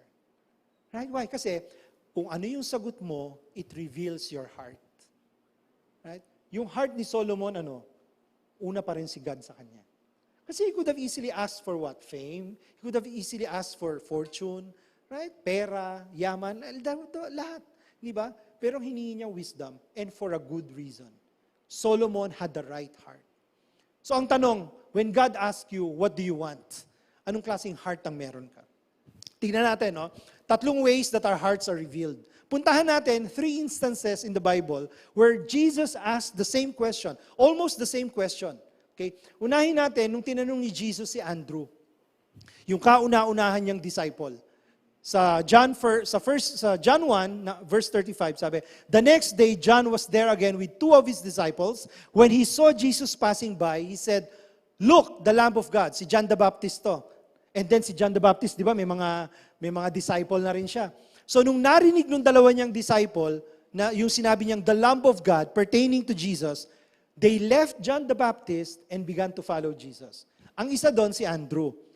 Habang sumusunod sila kay Jesus, of course, alam ni Jesus na sumusunod sila, Jesus turned around, saw them following, and asked, what do you want? Eto na, tinanong sila, what do you want? Ano yung sagot ni Andrew? Sabi niya, Lord, where are you staying? Rabbi, where are you staying? Sinagot sila ni Jesus, come and you will see. Now, if you do a commentary search or pag-aaralan mo itong passage na to, ordinarily, many commentaries will point to verse 39, no? Come and you will see. Because ito yung naging transition, being the first disciple, papunta sa pagbuo niya ng mga 12 disciples niya. No? And especially si Andrew, siya rin yung very crucial ang role kasi siya yung nagdala kay Simon Peter. Right? So, ito yung lagi pinag-aaralan. Now, paminsan-minsan, babanggitin yung where are you staying? Kasi sa iba, ang sabi nila, no, sa ibang nag-aaral, yung where are you staying daw, points to the fact that it seems Andrew and yung kasama niyang disciple wanted to spend more time with Jesus, no, para mas makilala nila si Jesus, which is not a bad thing. No? Now, however, when I was preparing for this message and nagme-meditate ako dito, sabi ko parang iba yung ini-impress sa akin. Sabi ko parang, yung playful nature ko kasi, ganun ako minsan pag nagbabasa ako ng Bible, na parang, marami nagsabi ng ganito, iba yung in-impress sa akin ni Lord, hanggat walang nagsasabing iba na mali, I think pwede kong panghawakan. No? Kasi, yun ang in-impress niya sa akin. Right? It's between me and the Lord. Hindi ba? Akong mananagot kay God. So, sa akin, nung binabasa ko to, parang in-impress lang sa akin. Alam mo, ang dami-dami mong pwedeng itanong. Bakit tinanong mo sa nakatira? Nangyari na ba sa inyo yung nabigla ka sa tanong, hindi mo alam kung ano isasagot mo? Nangyari na sa inyo yan? Yung gano'n, di ba? Ang feeling ko, parang ganito yung nangyari kay Andrew. Pagtalikod ni Jesus, what do you want? Saan ka po nakatira? Hindi ba? Ang dami mo naman pwedeng itanong. Right? Ikaw ba talaga ang Messiah? Ikaw ba talaga ang Lamb of God? Right? Ikaw ba yung magde-dethrone sa Rome? Ikaw ba yung sasagip sa bayan natin? Yung lahat na pwede mong itanong mo. Pero saan ka nakatira? Di ba? So I believe this revealed the heart of Andrew, which reflects many of us. No, yung pag nagpe-pray ka, hindi mo alam kung ano yung pagpe-pray mo. Right? Yung pagkahiningan, tara, pe-pray tayo. What do you want me to pray for you? Good health. Of course, good health. Well, wala akong problema ron, ha? Let me just put that in context. Wala akong problema ron. Good health. Yeah. Pero, I think this is the time to come up with your big ask. Kasi, marami nang nangyari in the past na parang nakaka-depress. Tama ba? No, ikaw mismo, baka may plano ka, isinantabi mo. Di ba? May mga iba, kinancel na talaga nila altogether. Right? Yung plano mong business, hindi mo tinuloy. O yung business mo nagsara. Di ba yung ganon? Ikaw mismo, baka nawala ka ng trabaho. And so, nangyari, pati yung pangarap natin lumiit. Yung mga pinagdadasal natin, dinipende na lang natin yung dasal natin, niliitan natin para safe. Di ba? So, I think, hindi yun ito ang panahon na ito. I think ang panahon na to is, pag tinanong ka ni Lord, dapat you cannot afford to be like Andrew. Si Andrew kasi was totally unprepared. Right? Hindi siya prepared . No, kaya pag tayo nagpe-prepare, yun, usual prayer, di ba, Lord, okay, tulungan mo po kami, naligtas kami, yung kalusugan na, okay, I get it. Pero pag ang topic natin, big ask, kapatid, how big as an ask can you make? Right? I dare you to make that big ask. Don't be unprepared like Andrew. Right? Now, don't be unprepared, but also don't be too prepared. No? Ano ibig ko sabihin ng too prepared? Yung parang si James and John. Si James and John lumapit kay Jesus, ang sabi nila, Teacher, we want you to do for us whatever we ask of you. Grabe naman itong mga to, demanding lang. Whatever we want, whatever we ask of you. Eh di tinanong sila ni Jesus. Sabi ni Jesus, what do you want me to do for you? Hindi ba parang baliktad? Right? Kasi kung nagtanong si Jesus ng nauna, ayun na yun, yung parang blank check. Pero nung nauna kang nagtanong, tapos nag-demand ka, gawin mo yung gusto ko, nilimitahan mo na si God. Right? Mali eh. Maling-mali eh. And I believe that's the problem. They were too prepared. Yung prayer na sometimes you want God to fit in your plans. Alam mo yun? Marami kang plano, di ba? Okay yun hindi natin sinasabing huwag magplano. Pero sa dami ng plano mo, tapos siya mo ipagpe-pray, Lord, bless mo yung plano namin. Hindi ba pwedeng nung nagpaplano ka, sinama mo na si Lord? Right? You want God to fit in your plan when in the first place, it should have been the other way around. It should have been, Lord, how can I fit in your plan? Lord, eto ako. What do you want me to do for you? Tama ba? Tama ba? I hope this is a word for someone, no? Na nagpe-pray ka, pero na-realize mo, teka, parang nilimitahan ko naman si Lord. Ito lang, ang laki nung hinihingi ko, pero ang totoo, kaya ka pa niyang bigyan ng higit na mas malaki. Right? Dito kasi, ang sad ditong si James and John, and also many of the disciples, up to this point, ang paniniwala nila, si Jesus yung Messiah na magsisave sa kanila dito sa earth. So nung sinabi nilang, grant us to sit one at your right hand and one at your left, ibig sabihin, pag umupo ka na po sa trono bilang hari ng Israel, okay, ako po yung consultant mo sa kanan. Ako po yung sa kaliwa. Yun yung hinihingi nila. Diba? Kaya tingnan mo yung reply ni Jesus. You do not know what you're asking. No? Are you able to drink the cup that I drink or to be baptized with the baptism with which I am baptized? Ibig sabihin, handa ka bang pagdaanan yung pagdadaanan ko? Ang akala nga nila, it's all about this physical realm, no? Itong physical world natin. So anong sagot nila? Opo, handa po kami. Yung pala, hindi apples to apples yung kwentuhan nila. Hindi ba? Tignan mo yung sinabi ni Jesus, but to sit at my right hand or at my left is not mine to grant. Alam mo, yun lang yung nakakalungkot, no? Sometimes, we are too prepared. May mga tao nga, they don't even fit God in their plans. Wala sa lugar, wala sa plano nila ang Diyos. So, sa atin, no, sa mga nanonood, who are you? Are you unprepared? Or are you too prepared? I hope not. No? Ano ka dapat? No? You know, there's really a problem with being too prepared. I hope you are God prepared. What's an example of being God prepared? Si Solomon. Hindi ba? Kasi yung hiningi niya, according to God's purposes. Yung pala yun, hindi ba? According to God's plan. Right? One thing that glorifies God. No? Yung pala si Solomon, God prepared, no? Yung heart niya. No? And let me read to you a passage. Sa Mark din, no? Curiously enough, sa Mark 10 din, di ba? Si James and John, nung hiningi nila yun kay Lord, tapos sabi ni Lord, ni Jesus, what do you want me to do for you? Mark 10 din yun. And then the following, not chapter, the following story is about Bartimaeus, yung bulag. And ito rin yung tinanong ni Jesus, sabi rito, and they came to Jericho, as he was leaving Jericho with his disciples, and a great crowd, with Bartimaeus, a blind beggar, the son of Timaeus, was sitting by the roadside. So, this is like parang rally na to, no? Ang daming tao. Tapos talagang kuyog na kumbaga, no, kay Jesus. So, ang dami na, no? And so, nasa gilid ng kalsada si Bartimaeus. Sa verse 47, ang sabi, and when he heard that it was Jesus of Nazareth, he began to cry out and say, Jesus, Son of David, have mercy on me. Many rebuked him, telling him to be silent. Pinatahimik siya. But he cried out all the more. No, kita mo, desperate talaga siya, di ba? Son of David, have mercy on me. And Jesus stopped and said, call him. They called the blind man, saying to him, take heart, get up, he's calling you. Now, pansinin niyo nung tumayo siya. Nung tumayo siya, he threw off his cloak. Meron siyang parang, ano ba yung cloak sa Tagalog? Soft drinks. Cloak.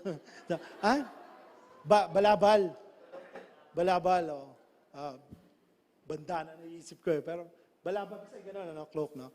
So, yan. Eh, napatingin ako sa clock, 3:42 na. So, he sprang up and came. Sorry naman. And he threw off his cloak, may balabal siya. Ang sabi ng mga scholars and nagsasabi ng mga panahon na yon, yung cloak na yon is a very prized possession for a beggar. No, kasi yun yung pag nanlilimos siya, nakalatag, tapos pag hinagis mo dun yung barya, so para hindi gumulong or hindi mapunta sa iba, nandun lang sa balabal niya. So importante yun para sa kanya. No? In fact, dahil prized possession niya yun, kung kailangan daw nila ng pera, pwede nga niyang isanla yun. No, ganun ka-prized possession ng cloak. Now imagine, tinawag lang siya ni Jesus, tinapon niya na yung cloak. I think that says something about Bartimaeus, right? Na alam niya yung wala nang atrasan to. Di ba? Todo na to. No, kasi wala na. Hindi niya na, pag binasa mo yung passage, walang sinabi na binalikan niya yung cloak. Right? Talagang, grabe, no? Now, tuloy natin. And Jesus said to him, "What do you want me to do for you?" Now, of course, di ba? Jesus knows everything. And even siguro yung mga tao, siguro iniisip, tinatanong pa ba yun? Bulag eh. What do you want me to do for you? Masahe? Di ba? Hindi. Di syempre bulag. Gusto niya makakita. Tama? Di ba? So, yun na nga yung sinabi, no? Rabbi, let me recover my sight. And Jesus said to him, "Go your way, your faith has made you well." And immediately he recovered his sight and followed him on the way. What is very striking about this story? Right? Ako, again, babalik ako dun sa tanong. What do you want me to do for you? Nung tinanong ni Jesus si Bartimaeus, "What do you want me to do for you?" It's a very crowded place. There's a lot of people, no? Siksikan.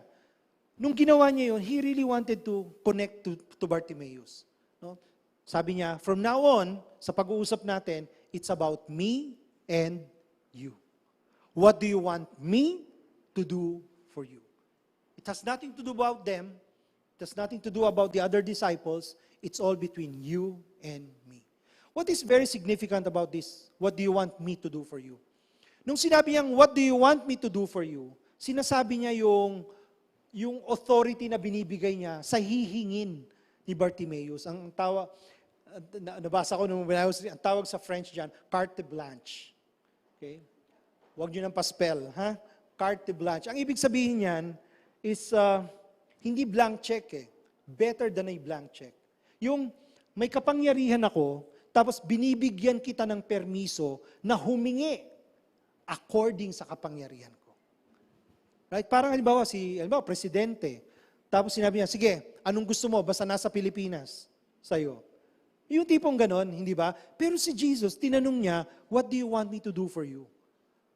Guys, so you have to understand, nung tinanong niya yon, alam naman niyang hihingin ni Bartimaeus yung sight niya. Pero he was establishing hanggang saan yung pwede mong hingin. Unlimited. Right? And you know, I'd like to believe, nung nakita ni Jesus yung desperation ni Bartimaeus, nung nakita niya kung paano siya kakumited, nung tinapon niya na yung cloak, I think that says it all. Kaya ready talaga si Jesus, ibigay kung ano yung hihingi ni Bartimaeus. So friends, when someone asks you, "What do you want?" Are you ready to ask? Diba, are you ready to ask? Now, can you imagine kung nagpe-pray ka, and then somewhere out there, yung voice ni Lord marinig mo, "Anak, what do you want? What do you really, really want?" Right? Merong mga probing questions, di ba? Yung sabi mo sa Six Sigma Black Belt, Six Sigma, yung 5 whys, no, kung sa mga nasa corporate, 5 whys. Kasi pag nagtanong ka raw ng 5 whys, palalim ng palalim, you will get to the root of the problem. Ako naman, sa life coaching, meron ako nung 5 what do you want. Pag tinanong kita, what do you want? Then may sasagot ka sa akin, is that what you really want? What do you really want? Uulit-ulitin ko yan until makita natin ano yung heart's desire mo. Not what do you really want. Right? You want healing, yes. But what else? What is bigger than healing na pwede mong hingin kay Lord? You want financial breakthrough? Yes, kaya ni Lord yan. But what is bigger than financial breakthrough na pwede mo pang hingin kay Lord? Right? Anong gusto mo? Promotion? What is bigger than that? Gusto mo restoration ng relationship? What is bigger than that? Today is the day, no, I challenge you to create a big ask from the Lord. Because kay Lord, walang big ask. Sa atin lang. Hindi ba? Pero beginning today, let's get into the habit of being bold when we make that big ask. Tingnan nyo, no? Tingnan nyo sa Ephesians 3:20. Sabi sa Ephesians 3:20, "Now to Him who is able," Able, when you say able, yung inherent ability, yung kakayahan. Nino? Ni Lord. Now to Him, no? Si God, who is able to do what? Immeasurably more than. No? Sa ibang translation, sabi nila, exceedingly abundant. I was thinking, hindi ba redundant yun? Pero hindi eh. Exceedingly, ano yun? Sobra-sobra. Abundant. Sagana. Redundant? I don't mind. Right? So what? Hindi ba? Kung yun naman pala yung kayang ibigay ni Lord. Kasi tignan niyo yung kasunod. Immeasurably more than all we ask. Anak, kung ano daw yung kaya mong hingin, sobra at sagana yung kaya niyang ibigay. Or, ano pa yung kasunod? Or, ulit, or, ang hina naman, imagine. Or, is there any limit to your imagination? Hindi ba lagi nating sinasabi, walang limit ang imagination? Tama? So can you imagine, kung yung imagination mo, walang limit, kaya pa niyang lampasan? Grabe, no? Hindi na siguro, are you with me? Right? Parang ako nauliligaw ako din dun sa sinasabi ko eh. Kung yung imagination natin walang limit, tapos kaya pa niyang lampasan? Right? And so, what's stopping you? What's stopping you from making that big ask? According to His power. Whose power? God's power. Not your power. Kasi minsan yun ang problem eh. Pag tayo nagpe-pray, power natin ang tinitignan natin. Power ng wallet natin ang tinitignan natin. Power ng bank account.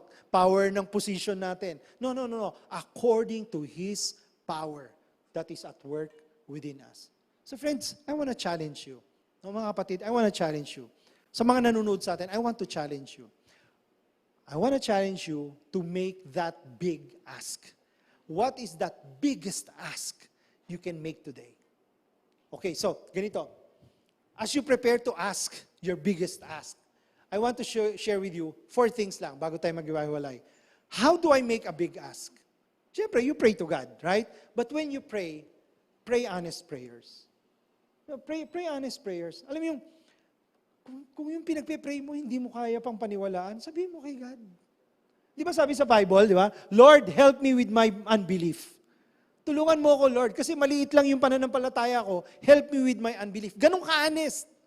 Right? Pero huwag kang magpipretend. Di ba yung sabi, yung Pharisee na nagpe-pray, sabi, Lord, buti na lang, hindi ako katulad nila. Anong sabi nung tax collector? Lord, patawarin mo po ako. Have mercy on me. I'm a sinful man. Pag uwi, sino yung justified? Yung tax collector. Bakit? Ang sabi ni Jesus, kasi siya yung honest eh. Alam mo, kaya ba nating magsuot ng maskara sa harap ng Panginoon? So, when you pray honest prayers. Kung yun lang talaga yung kaya mong paniwalaan, sige lang. Hindi ba? Kung nagdududa ka, sige lang. Right? Pero just the same, lakihan mo pa rin. Di ba? Tingnan mo. Next.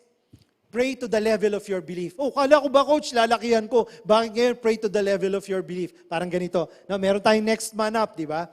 So, ako, nagpe-pray ako, Lord, gusto kong sumama sa next man up. Gusto ko rin pong buuin yung 12 ko. No, nalagasan din po ako. So, gusto ko po mag-next man up. Tapos, nung pinag-aaralan ko itong how do you make that big ask? Ko, Lord, ilan yung pwede ko ipag-pray para sa Cephas? Pray ako. Wala akong naisip. Wala mga pangalan. Di ko alam kung ilan yung kinoconsolidate namin ng mga anak ko, di ba? Ang alam ko yung kay Kuya Jeff. So, ako, sige, 20. Kaya ko ba yung 20? And then as I was preparing for this, naging honest ako sa sarili ko. And I want you to do the same. Sabi ko, kaya ko ba yung 20? 15? Kaya ko ba yung 15? Nakaya ba natin yung 15 na? O, tumatango si Kuya Jeff, buti na lang, praise the Lord. Grabe, very strong second, stronger than the first. But, di ba? Sabi ko, 15. Talaga pinagpapawisan ako nung ginagawa ko yun. 12 kaya, 12. Ay, final number na naging at peace ako, 8. Hindi ko pa kinoconsult si Kuya Jeff na. Sabi ko, 8. 8. But then I realized, sabi nga, pray to the level of your belief. Kung yun lang yung kaya mong paniwalaan, sige. Di ba? Kung yun, bakit? Kasi nga, sabi sa Ephesians 3:20, di ba? Anong sabi? Immeasurably more than all we ask or imagine. Kung ang kaya ko lang ma-imagine 8, alam ko kaya niyang lampasan yun. Right? Ang pananampalataya ko, kayang gawin ng Diyos, higit-higit dun sa pinaniniwalaan ko. Amen ba, church? Pero at the moment, yun yung kaya kong paniwalaan. Ikaw, ano yung kaya mong paniwalaan sa pangarap mo? Go ahead. If that's as big an ask that you can make, then go ahead. Pray to the level of your belief. Right? Next, pray with thanksgiving. Pag nag-pray ka, kapatid, magpasalamat ka na. Coach, wala pa naman ba't ako magpapasalamat? Exactly. Kasi, pag nagpasalamat ka, pag nandyan na, ang tawag doon, gratitude. Pero pag nagpasalamat ka na wala pa, ang tawag doon, pananampalataya. Right? And any time of the day, I choose faith. Right? Gratitude comes later. Pero I choose faith. Magpapasalamat na ako kahit wala pa. No? Nagpe-pray ka, Lord, pagalingin mo po ako. Thank you po. Kahit nararamdaman ko pa po, salamat po. Lord, makawala kaya ako sa problema kong to. Kahit hindi pa, pero thank you na po. Diba? Pray with thanksgiving. Number 4, last, pray to be the answer. Right? Pray to be the answer dun sa pinagpe-pray mo. Okay? Or, better yet, pray to be the answer sa pinagpe-pray din ng iba. Kaya na-please ng husto si Lord kay Solomon Kasi yung hiningi niya, hindi rin para sa kanya talaga. Right? Para sa iba. So when you pray to be the answer to someone else's prayer. I believe talaga, ito yung mga klase ng big ask na pagka hiningi ni Lord sa iyo at ito yung binigay mo, alam mo, naka-ready na talaga para sa iyo. As I close, I'd like to quote si Andrew Carnegie. It's a very old quotation from Andrew Carnegie. Sabi niya, you are what you think. So just think big, believe big, act big, work big, give big, forgive big, laugh big, love big, and live big. No? 2 decades ago, when I participated sa coaching industry, naging life coach po ako, it was the time na ang coaching was performance-based, kung tawagin. Ano yung coaching na performance-based? Halimbawa, kino-coach kita. Sasabihin ko, gawa ka ng goal. Tapos, as I coach you, para makita yung character building mo and all that, tinitignan natin yung progress ng goals mo. Whether makuha mo yan o hindi, ang tinitignan yung journey mo. Right? Pero okay din kung makuha mo yung goals mo, hindi ba? So yun yung time na nagde-develop ako as a coach. And so na-realize ko, nung sumisikat yung mga ganitong passages, sabi mo, sobrang empowering. Sobrang empowering. Totoo, live big. Right? People who live big, they are those who left a mark in this world. Agree? So go ahead, live big. Kaya lang, over time, nung naging Christian na po ako, nung tinanggap ko na si Jesus, na-realize ko, sobrang empowering yung ginagawa namin sa mga kino-coach namin. But God is nowhere in the scenario. No? Na-empower masyado yung tao, ang galing-galing niya, pero hindi namin siya nailalapit sa Diyos. No, talagang nag-repent kami, yung mga coaches, na isa-isa kasi kami, nung naging Christian kami. So nag-repent kami, mali pala yung ginagawa natin. Kasi may pagka-new age na yung tinuturo namin. And so, when I was struggling with the big idea, sabi ko, Lord, ano yung magandang big idea na iwan sa mga members po namin? So, live big. Right? Live big. Mabuhay ng malaki. Right? So, go ahead. Dare to live big. Dare to live big. Pero, dare to pray bigger. Why? Kasi when we dare to pray bigger than ourselves, wala ka talagang magagawa kundi to invite the Lord. And when the Lord is with you, is there anything impossible for the Lord? Right? So go ahead. Sige lang. Alam mo, hindi natin natutulungan ng mundo sabi nga nung isang di ba? We do not serve this world by playing small. Dito lang ako, basta masaya kami. No. Sabi nga we are a light to the world. You do not hide the light. You do not hide the light. No? So live big. Pero in living big, dare to pray bigger. Right? And I believe when we pray bigger, when you pray that big ask, the Lord is ready to give you what you want. Amen ba, church? Alright, amen. So ang ating speed of implementation, maiksi lang, no? What do you want God? What do you want for God? What do you want from God? Challenge. Okay? Ano yung gusto mong ibigay ni Lord sa'yo? Well, ganito. I want you as a speed of implementation, to create your big ask. No? Ano yung pinakamalaki? Alam mo, dun sa coaching namin, ang isang trabaho ng coach is to challenge you sa goal mo. No? To challenge you to become the best version of you. Right? The grandest version of your biggest vision. So, pagka nagbigay ka sa akin ng goal, i-stretch kita. Lakihan mo pa. No? Talaga yung tipong sasabihin mo, imposible na yun, coach. Yun nga yung big ask eh. Tama? Kapag imposible na, doon natin kakailanganin ng Diyos. Tama? Kasi kung kaya mo yan, baka hindi mo hingin ng tulong ni Lord eh. Right? Baka mag-live big ka lang, pero you don't pray bigger. So, go ahead. What do you want from God? Create your big ask. And then, during your huddle, no, kay online man yan, kay on-site, no, ask someone to pray for you and your big ask. Right? I-share mo para your group, your team, your partner will know how to support you. Diba? Kasi minsan, may big ask ka nga, di ba, ikaw ang nagpe-pray, pero hindi ba mas powerful kung marami nagpe-pray para sa'yo? Amen ba? So, I hope that this becomes a very significant huddle, no? Sharing ano yung mga big ask natin. Because today, I really believe, no? Yun yung inimpress sa akin, Lord. The first Sunday of the last month of the year, it's all about hope. Right? Being hopeful na as we end this year, we enter the coming year. Right? Ready with our big ask. And God ready to answer your biggest prayer. Amen? Amen. Okay, let's all stand. Tayo po tayong lahat. Next week, magbabalik ang aming master, si Master Shifu. Tawag po namin sa kanya sa preaching team, si Master Shifu. No?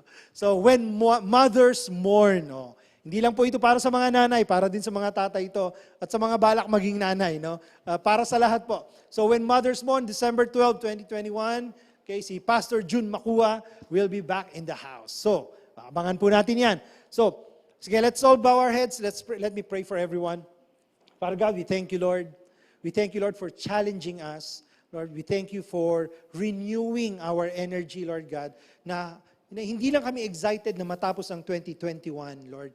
Hindi lang kami nagmamadaling matapos ang 2021. Rather, we are excited, Lord, to bounce back and again start to dream big, Lord God.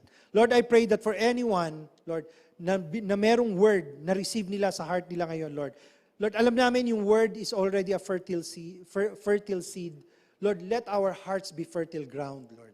So that in your perfect time, the words that we received will bear fruit someday.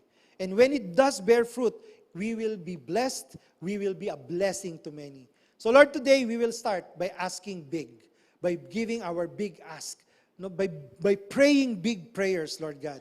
Lord, kung si Andrew, nung dinala niya kay Lord, yung bata na may 5 loaves and 2 fishes, alam naman ni Jesus kung ilan yung pakakainin. Alam naman niya kung gaano yung pakakainin. Pero bakit sobra-sobra pa rin yung ginawa ni Jesus? Right? Sumobra pa, 12 baskets full. Because Lord, you are more than enough.